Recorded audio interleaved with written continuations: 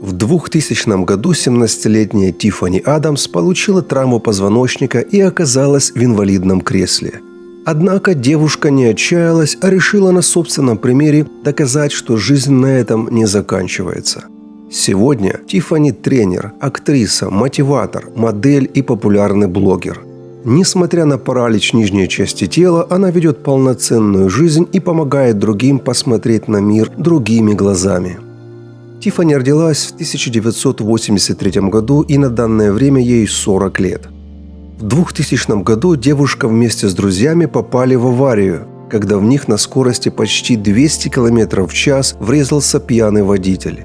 Прибывшие на место спасатели были уверены, что выживших нет. Однако, по милости Божьей, Тиффани осталась жива.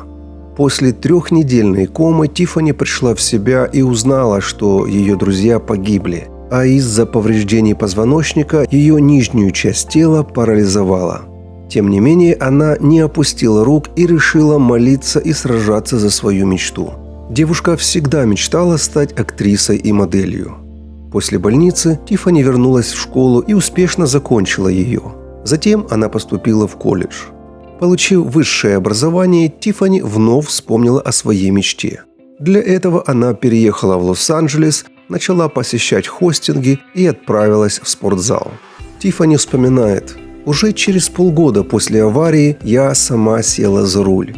Мне было важно получить это чувство свободы и независимости.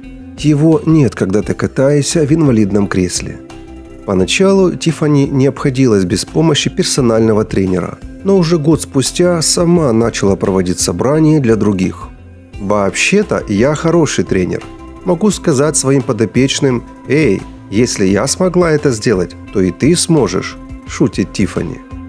Она запустила собственную программу коучинга и сейчас помогает другим разобраться не только с питанием и тренировками, но и с психологическими проблемами. Тиффани говорит: «Ты рожден быть настоящим, а не совершенным. Мы не можем изменить наши модели мышления, если мы сознательно не работаем над саморазвитием». Вскоре Тиффани начала позировать для журналов, опираясь на инвалидную коляску. Это было прибыльно, стильно и ободряюще, но девушке хотелось большего. В 2012 году она снялась в реалити-шоу «Push Girls». Вместе с еще 3 участницами она показала, каково это жить с параличем в современном мире и при этом оставаться активным и жизнерадостным человеком. Вскоре Тимоти повстречала настоящую любовь. С тех пор они везде вместе. Парень стал верным помощником Тиффани на тренировках, дома и на улице. Это он делает снимки и видео для соцсетей и безумно любит Тиффани.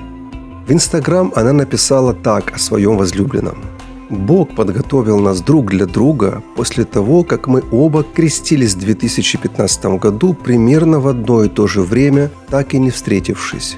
У нас светлое будущее». Сегодня Тиффани ведет персональные занятия, выступает на телевидении, является активным блогером и коучером. Своим примером она вдохновляет тысячи людей и не собирается останавливаться на достигнутом. У врачей есть аксиома: все, что не начало двигаться за 3 года после аварии, так и останется парализованным.